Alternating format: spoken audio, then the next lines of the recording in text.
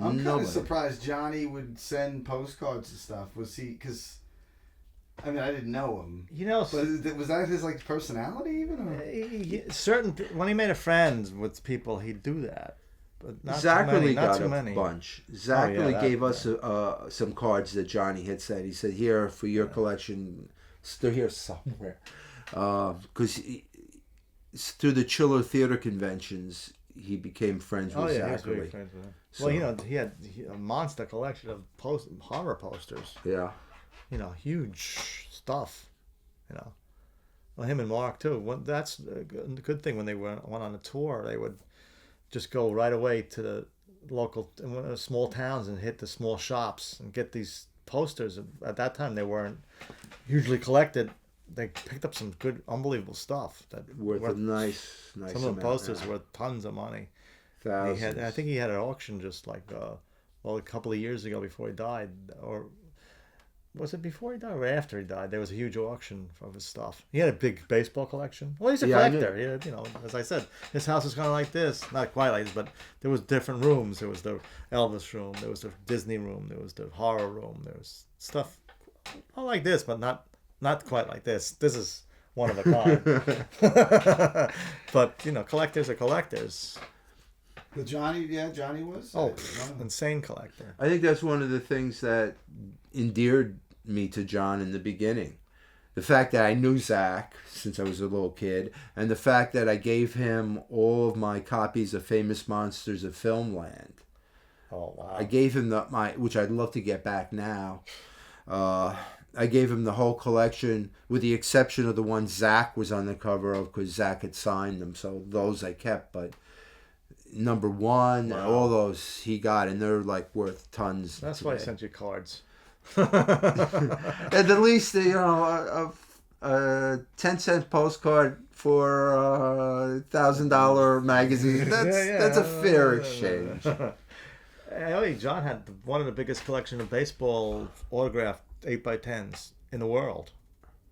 He was an unbelievable collector. Like that. What happened when he moved out to L.A.? Did he follow the teams out there, or did he still remain? He was Yankees, or he was? I thought he was Yankees. No, he's always stayed a Yankee fan.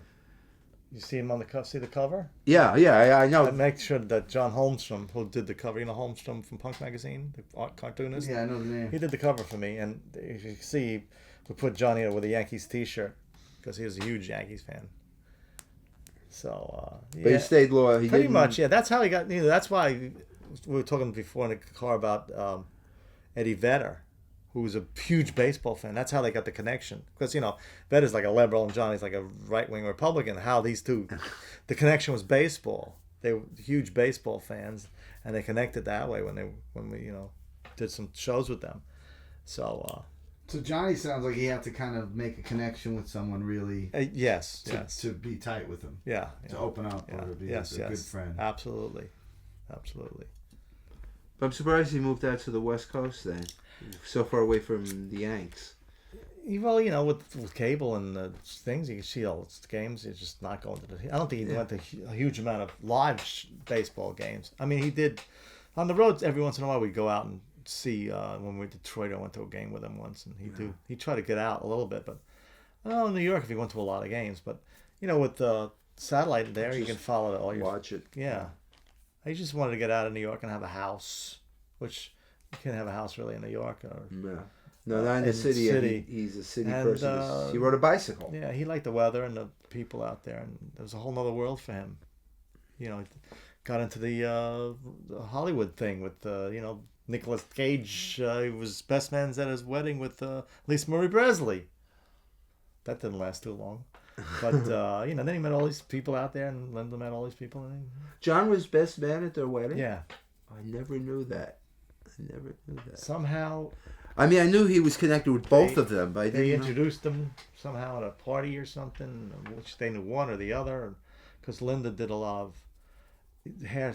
She was a hairdresser, so she did a lot of people here in the city, famous people, and so she went out there and did a lot of hairdressing and met a lot of famous Hollywood people out there. So the connection was there somehow. Lisa Marie Presley and Nicolas Cage, and they hooked up, and he was best man at that wedding. John must have been in his glory with Lisa Marie. I mean, he loved he Elvis. He got his private tour of Graceland. I mean, from Lisa Marie Presley, they took him out there and got his private tour. I'm sure she showed him some rooms that nobody ever saw. Yeah, because like the upstairs is off limits. Right. Because I mean, he gets the whole Elvis room, you know. He collected a lot of that. I don't even notice him in the later years. He's wearing the Elvis glasses, the sunglasses. You ever see him? Johnny, you know, pictures of him later in L.A. and after, you know, before he died, he's wearing the Elvis glasses. Those TCB or whatever. Yeah. So when you guys, back in the day, when did you, right away, did you know how big it? I mean, it wasn't that big. So did you know you were kind of in something that was going to be that big? You never know that until you look back. Well, you know, you can feel the work was there. I mean, it was nice to all of a sudden, you know, go to Europe and play Europe, and then Japan and Australia, and then to a movie and then a video. So we knew something was going on that was good. It started here and it went that way, you know, which is nice. It didn't go, you know. So things got better and better and better. But we were all hoping, including the band, to be, you know, like Green Day, Nirvana, Talking Heads, Blondie, sell lots of albums, makes lots of money, which they never got to that point. Why do you think that was? I think they were just too original. There's something where Blondie... For the time, maybe.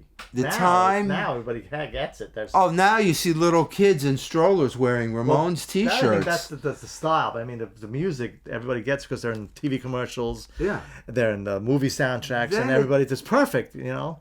I mean, if Ramones... And give me a theory on why that has changed. Because of the kids. I'll get my theory, then... Yeah, then we'll get Well, they retired in '96, and then, you know, they got into the Hall of Fame, and Joey died, and Dee Dee died, and Johnny died.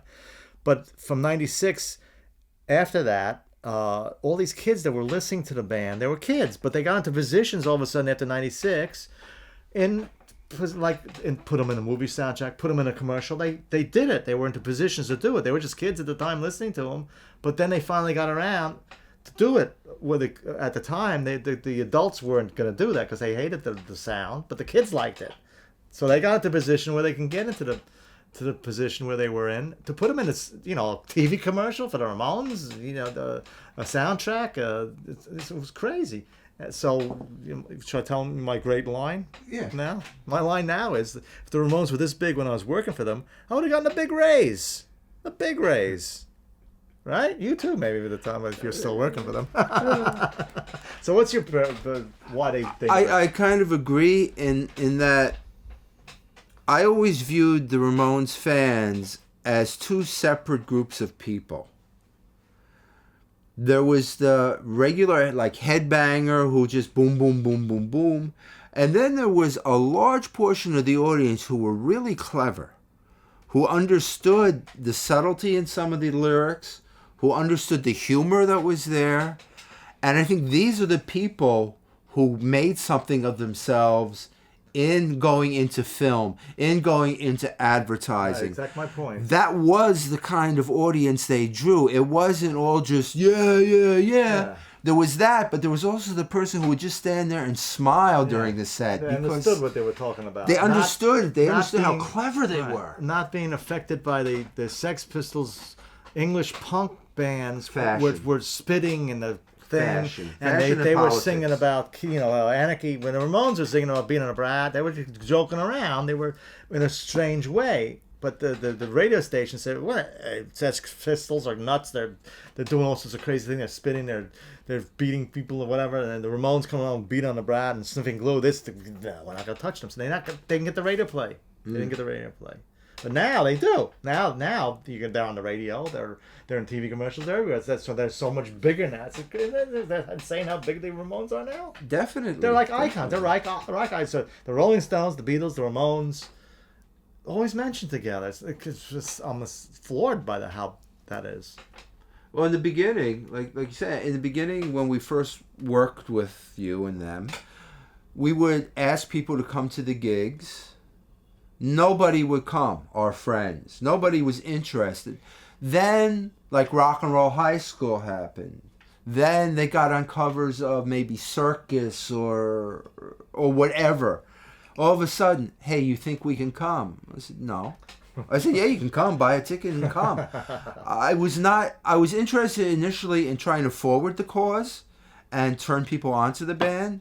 But once they reached that certain level, you weren't interested, in my opinion, that they're a really, really, really important and good band in the beginning. Screw you. Why should I do anything for you now? My opinion wasn't good enough then. So there was a lot of that. And a lot of people, I mean, did you find pockets where they were more accepted? Like, say, New York, Boston, L.A. Well, the bigger cities basically started it. I mean, that's where they had their followings in the bigger cities. But then it branched out eventually into the smaller cities when everybody kind of caught on with the different scenes in the small, like Ohio, Cincinnati, and Columbus, and not just Cleveland. Cleveland was first, and we could branch off into other cities. It took a while. But overseas, the kids were so much bigger. It was because they had a different aspect on the things, and also they got played on the radio there a little more than here in the States. The press in England was much different than the press in the United States. Pushed things like the Ramones, which is new Plus, stuff. the people the kids were listening to in Britain, the Clash, the Undertones, the Sex Pistols, whoever, all name-checked Ramones. Like you said, now, Eddie Vedder will name-check them. But when they were out, the Eagles weren't name-checking them. Neil Young wasn't name-checking. Nobody who was big in America name-checked the Ramones as early on as the British bands did that were reaching the kids then. Well, it's two different things. We came in there, they were kids listening to the Ramones. The big bands in the United States weren't, it was us, we're the kids, basically, or they were the kids. That was a whole different thing. So we influenced the kids. The kids got into positions where they got bigger and helped later on realized the Ramones were an influence and then did things for the band that they couldn't, people wouldn't do, like adults who were running the things at the time didn't do. Plus, it was also the bad timing. I mean, they were still around when Nirvana and Green Day were big, and all these other groups all of them opened up for the band. Talking Heads, Blondie, they all opened up for the band and became much more massive because they got the easy radio play and blah blah blah, so it took off like that. I remember around the time of Road to Ruin,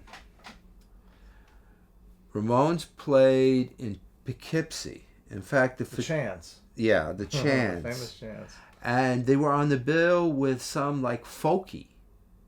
Folky? That's an unusual I thing. don't remember whether the Folky was opening or the Folky was headlining. The audience was there for the Folky.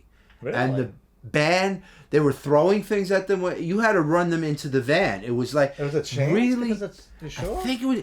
Wherever the picture was taken... of them sitting on the steps. Yeah, that was a chance.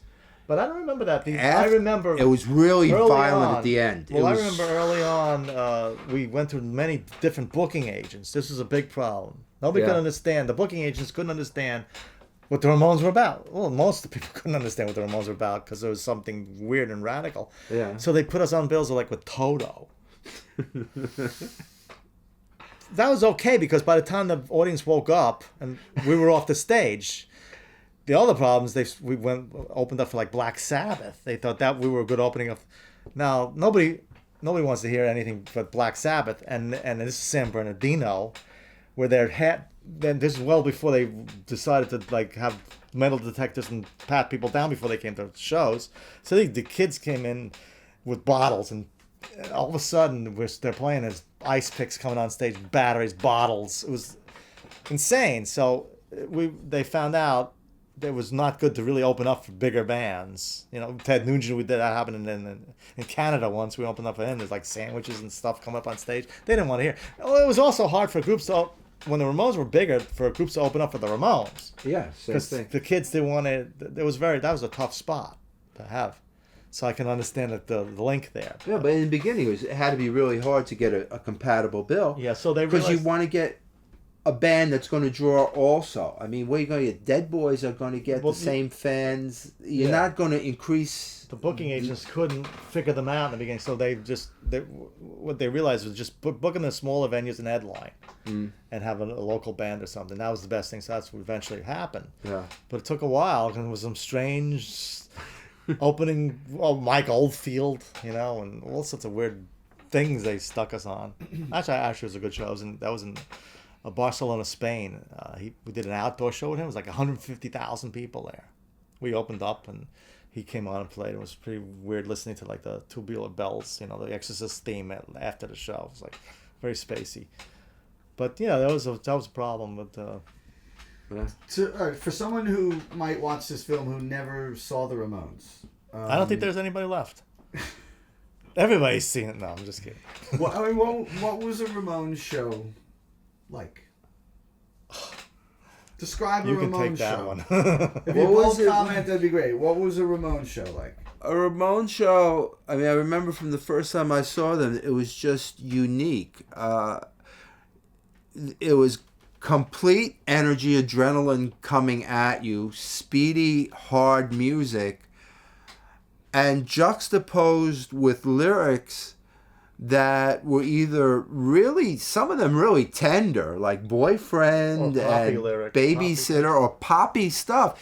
It was a band that should have been the Beach Boys of the 70s.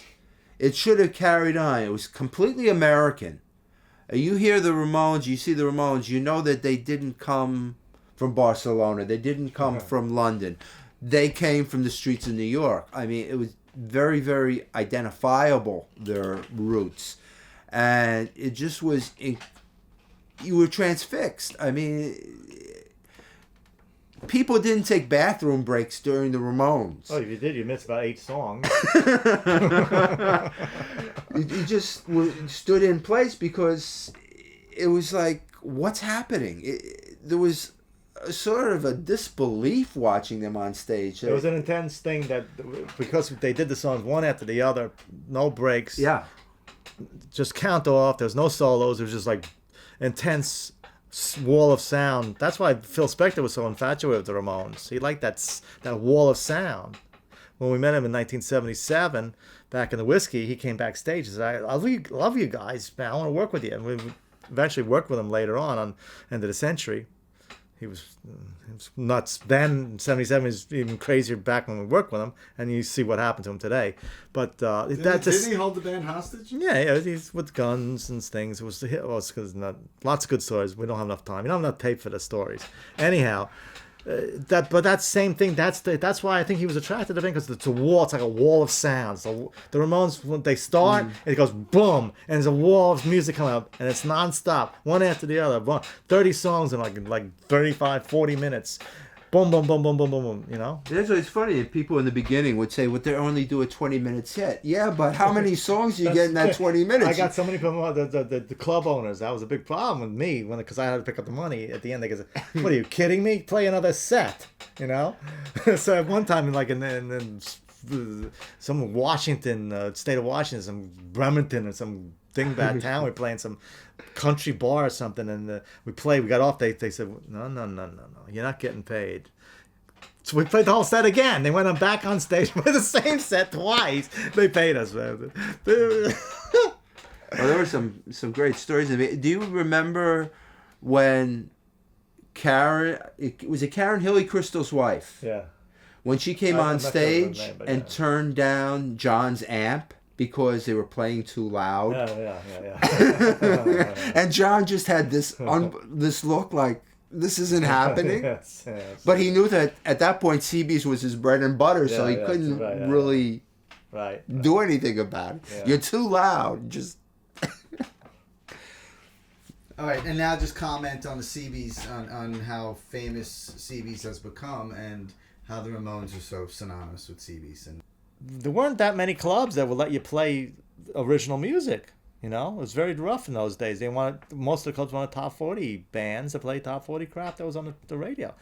There was one of the clubs, along with Max's, that would let you come in and just experiment. That's why it became so big, because all these groups they were basically all the friends at the time listening to other friends. That's who the audience was basically in the beginning. All the other bands watching the bands, who influenced everybody. But they had a venue where they could bring out stuff like the Ramones. I mean, radical stuff. Talking Heads and all this different stuff, new stuff that was the beautiful That was part one of the good it. things about it too, which is happening again because lately there's a lot of good New York City bands, and it's a community again. The thing with Ramones, you could turn next to you and there's Debbie Harry. You could look on the other side and there's David Byrne or there's Richard Lloyd or whoever. They all seem to support one another. Wendy O. Williams.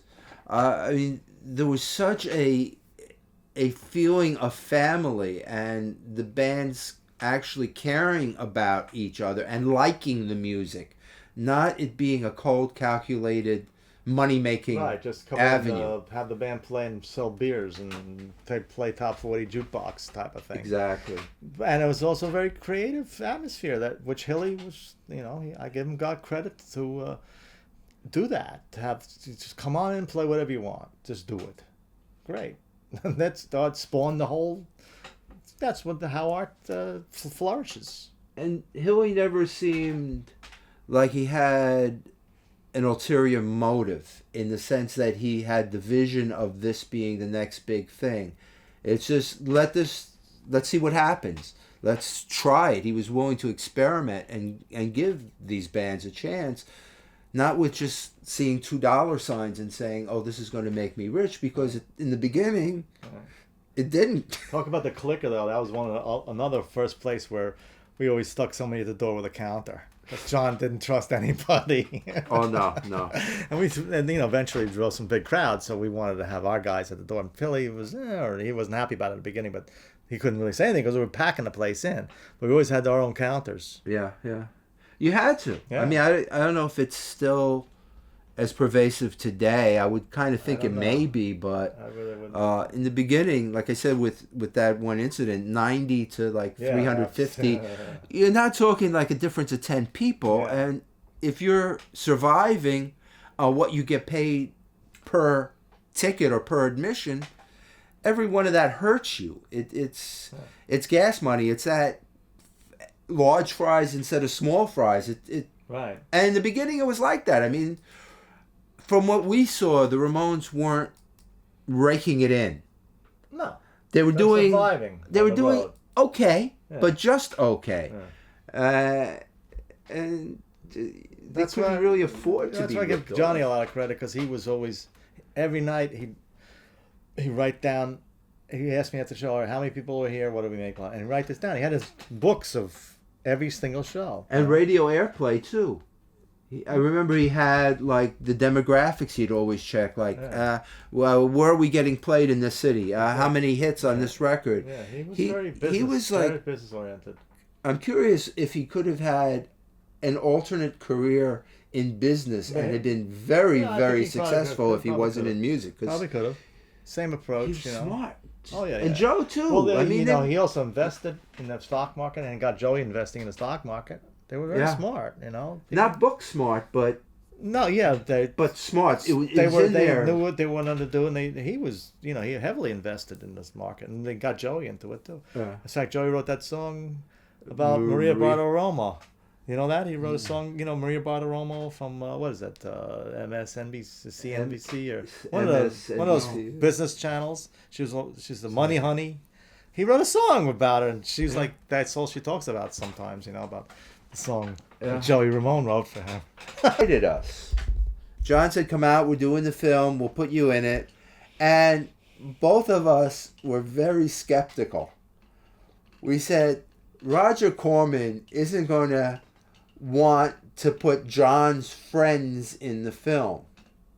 I mean, what clout does John have? It wasn't Roger Corman, really. It was Alan Arkus. Yeah. But we didn't feel it would happen, so we didn't go out. And then we see You the could've, film, and we see Vera, we see The Linda. crowd scenes, and you could have. Yeah, We could have, we should have, but we Could have, should have. didn't feel. We didn't feel it would happen. Did you like the movie? I love it. I love it. I think it's really clever, and a lot of it does capture the band. It's good. It was really good. The pizza scene is just brilliant. You like my cameo? 2 seconds in the movie. No, you're in it a few times. Yeah. I played the promoter in the beginning. When they come in, they singing, I want to have something to do. They can pull up to the side in the pink Cadillac, and I walk across, open the door, and then I walk behind talking to the manager, like I'm the promoter of the show. You can see me talking to him, like pointing out the marquee and stuff. Yeah. And actually, the manager's holding my silver Halliburton. That's my silver Halliburton. He's using it in a movie. That was another scene stage where they're chasing the people around backstage and a little cameo. That was fun doing that. It was a fun movie. How was... I'm curious because I never asked anyone this. I know how John was in the recording studio, patience-wise. Like, let's get this over. Goodbye. Yeah. How was he on a movie set where traditionally... There's retake after Were there a lot of retakes, or there was a lot sitting around. But he's a movie buff, and he was into movies, so he was tolerating it a lot. Yeah. He stuck them in the side, in the back, and then pulled them out when they had to do stuff. But there's a lot of sitting around. That's what I mean. You sit around, they set the scene, they do the scene, and all of a sudden they break the scene out, and then you sit around for another hour while they set up another scene. Union break or whatever. He tolerated it basically. He never really complained. With the Phil Spector though, that was torture for him. Because Spector wanted to do things over, and I think he was OCD too, Spector. Yeah. Over and over and over again. There's a famous thing with he made John play that the opening thing of Rock and Roll High School. He goes, John. He made him play that by 8 times, and John was like freaked out. Then Spector listened back to it about 100 times. Listen back to it. While we're sitting there, you go, just a bong. You know, that's the opening chord in Rock and Roll High School. Bong. He hated that session. Spector was out of his freaking mind too. He's a genius, but he was crazy.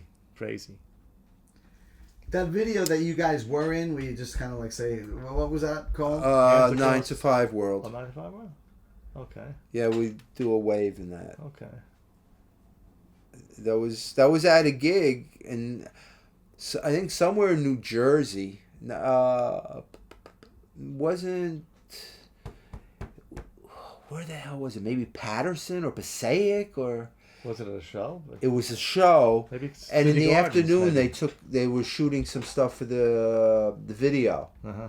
And I think Joey came up with the idea of us sitting in our car and just opening the door and going out, oh no, saying oh no. Uh-huh. And then it ended up in the video.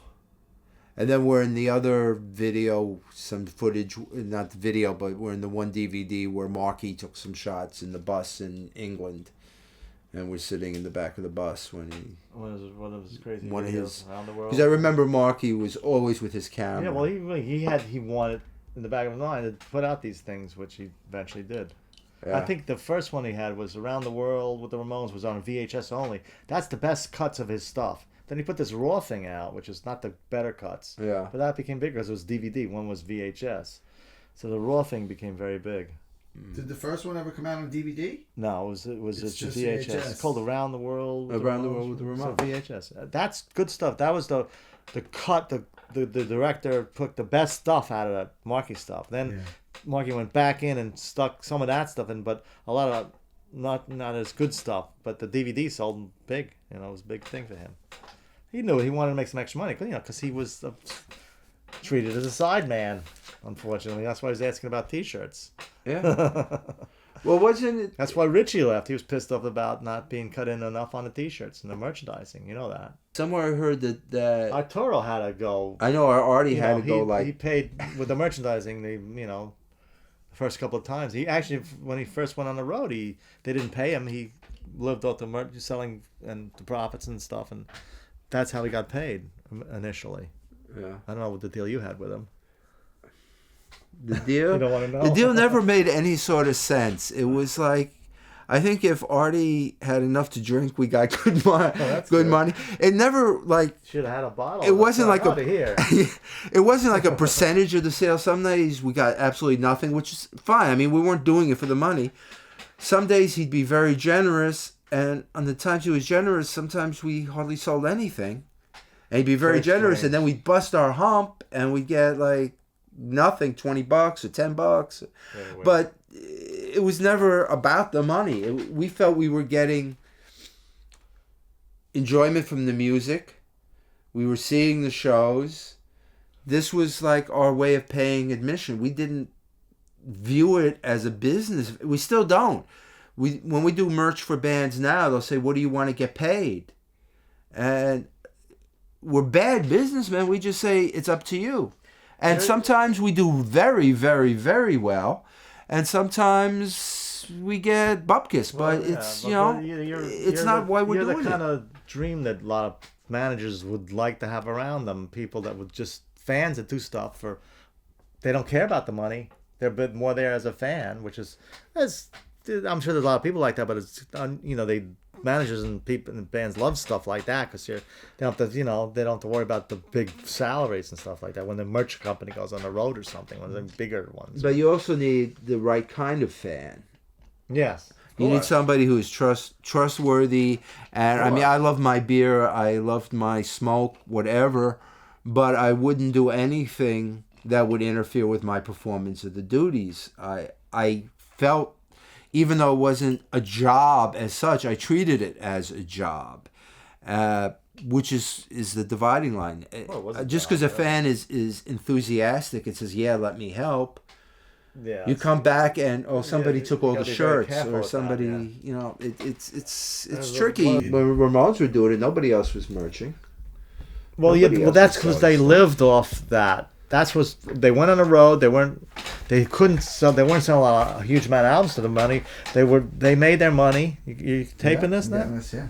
They basically made their money touring and merchandise. And they were they really got behind that, and they knew that was part of the thing, and they kept it to themselves, which is why when the McCurfers was pissed off. Gary Kurfus, because he wanted it. Managers usually get pissed at everything. Yeah. They would not give him any piece of the merchandise. He was so pissed off. So he made deals that he's going to pick the record covers. So you know why some screwy covers, like the Brain Drain cover and the last cover, Adios Amigos, why they're so weird covers? Because Gary Kurfus, he said, well, you can't have the merchandise. You can pick, I'm going to pick the covers from that. John said, okay, fine, pick the covers.